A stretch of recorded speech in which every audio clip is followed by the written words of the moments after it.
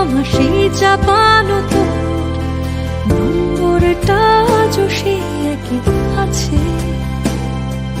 সেদিনের পর আজও তোমার আর কোনো ফোন আসেনি, উত্তরটা জমানো আমার কাছে।